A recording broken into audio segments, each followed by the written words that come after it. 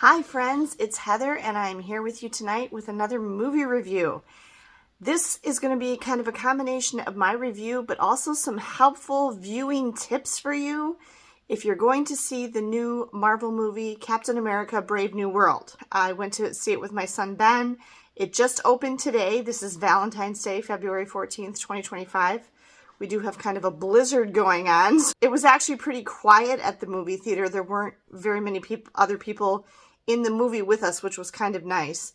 But when we got home, I did watch a couple other videos to give me just a little bit of additional information and background to help me, kind of fill in the gaps in my own understanding of things.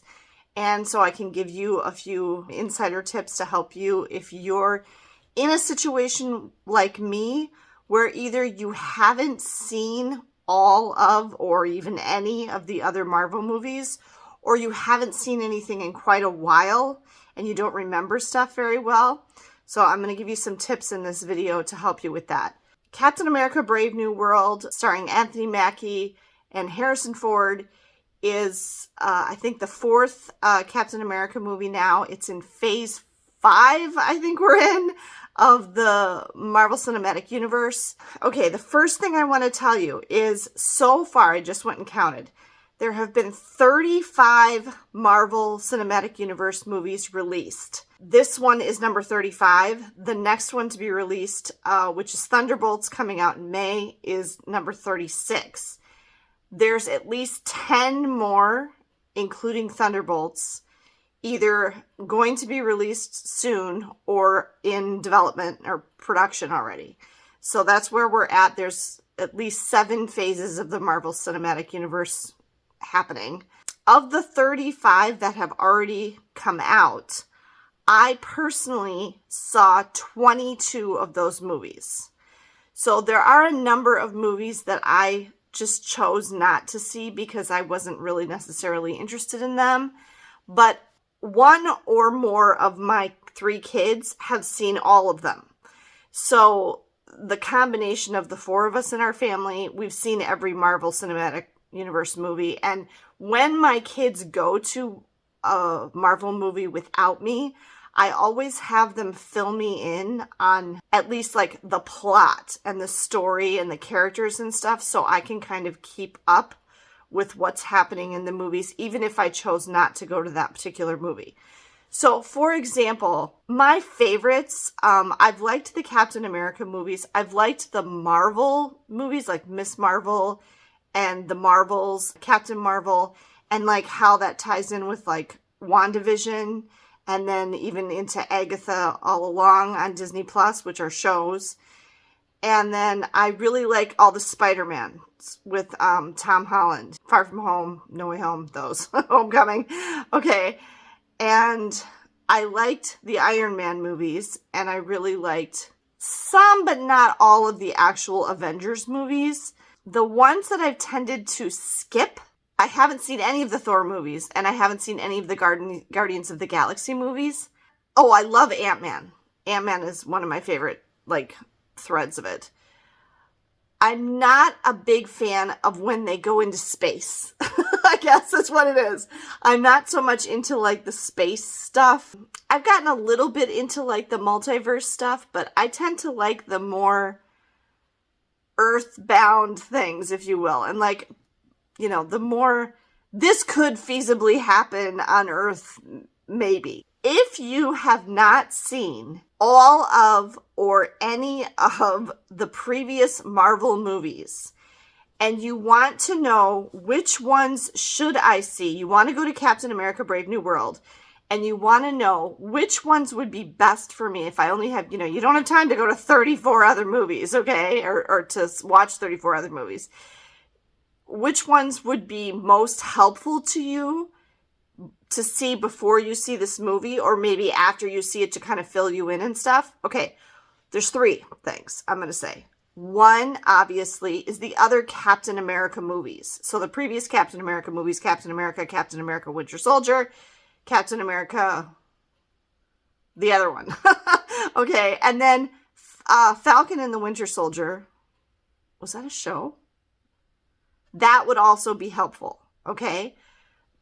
any of those would be helpful, fill you in on like the whole backstory of Captain America. The other one that would be helpful to you, which this seems weird, but it would, and I didn't see this one, but my kids did, and they told me about it.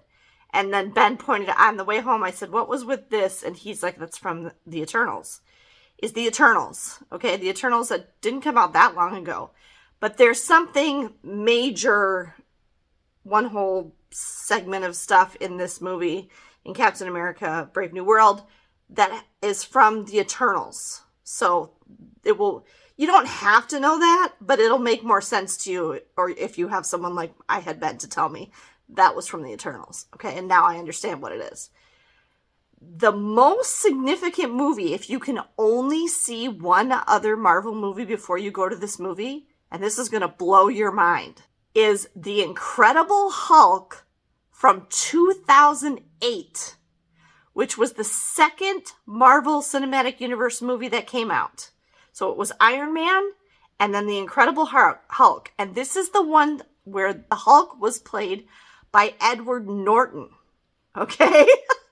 Before Mark Ruffalo was the Hulk, it was the one movie that Edward Norton played, The Incredible Hulk. That's the movie that this movie has the biggest tie-ins to. Believe it or not. There are two very significant characters in this movie, in Captain America, Brave New World, that are the last time you saw them was in The Incredible Hulk from 2008. So if you don't know what the significance of these characters are in this movie, like I didn't, I'm like, who is this? That's what they are. I saw that movie when it first came out, but holy man, that's a long time ago. I don't remember. It's almost 17 years ago. I didn't remember that. But if you want to see one movie before you go to this movie, see that. Try to find The Incredible Hulk from 2008. I mean, I don't know if it's on Disney Plus. It probably is. But the one with Edward Norton, that's the one you need to see. Okay, so hopefully that helps you with some background information.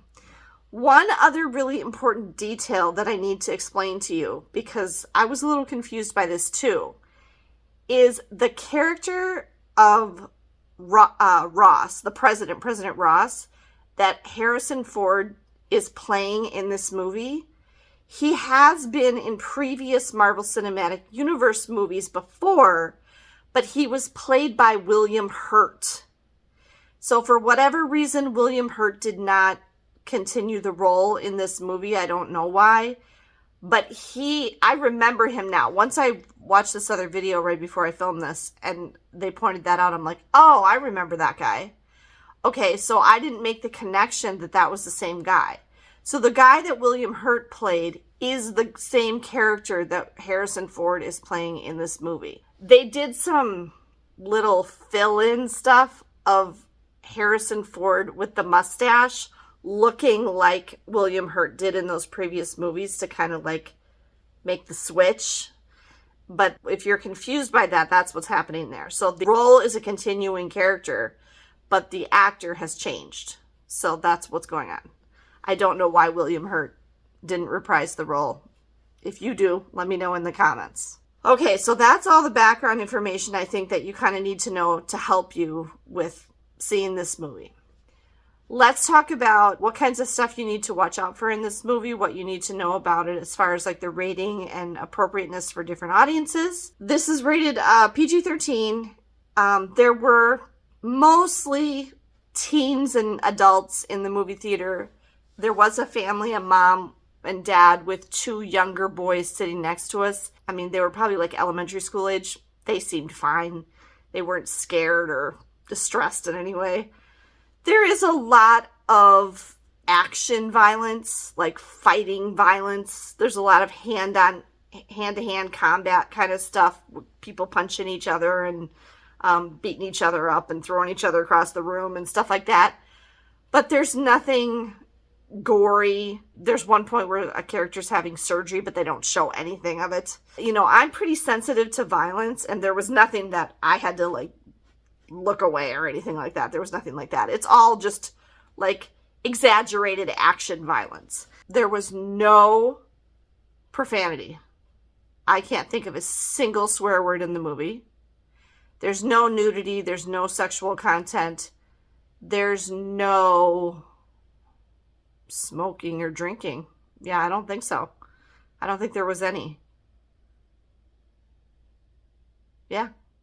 I mean, other than that, it's pretty wholesome all around as far as like all of those other things you might worry about your kids seeing. Depending on your sensitivity to your kids seeing like action violence would be the only thing that would be concerning at all. But otherwise, there's nothing really scary or, I mean, if they were really, really little, like the Red Hulk is in it and he's kind of big and mean and scary-ish, you know, and there's fighting stuff going on. But other than that, there was nothing really objectionable. I think it's fine for your kids 9, 10 and up would be totally fine.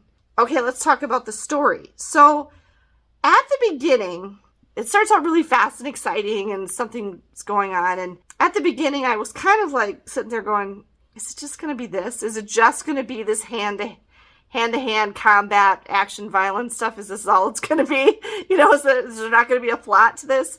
There is. It does get better and the plot develops more as the movie goes on. Now, I definitely think I would have had a better appreciation for the story and who the characters were if I had known and remembered those previous things that I talked about in the beginning of the video. If you're going into it not knowing that stuff or not remembering that stuff from the previous movies, you might be a little bit confused about things like who's this or what's going on. But it's still a completely enjoyable movie, even if you don't know or don't remember. I was completely fine. It was still entertaining. I mean, I really kind of feel like each of the Marvel Cinematic Universe movies, even if you don't see any other movies, they're still entertaining enough movies in themselves. Stories still have a beginning, a middle, and an end. You're just not going to know all the nuance and catch all the little things that people who see every single one of the Marvel movies would. I actually liked the story better than I thought I would.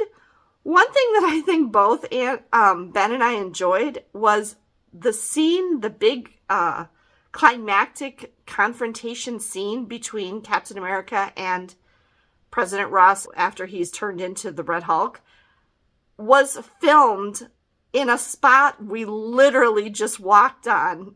Ben like pointed. He's like, hey, we were right there. Like they had to have almost filmed it. If they didn't film it last year when we were there, it had to be like the year before. But we were literally like right there. And I'll link a video up above from my travel channel where it shows you when we were right there. So, and then if you go see that movie, you'll see what I'm talking about. But we were literally walking right where they were having that scene. The symbolism of the cherry trees and like the relationship between the United States and Japan is kind of neat. The other thing I kind of liked about the story is there was some good messages in there about like, in fact, I just read it in this book I'm reading. Watch for my review of this book coming soon. I'm more than halfway. There was a quote I read last night from this book. I won't be able to find it right now, but it was basically like, each one of us is more than the worst thing we've ever done. And it was basically kind of saying, and the message of this movie too was the same thing. Like, you might have done some really awful stuff in your past, but that doesn't mean that's all that you are, or that's all that of who you are. You're more than that.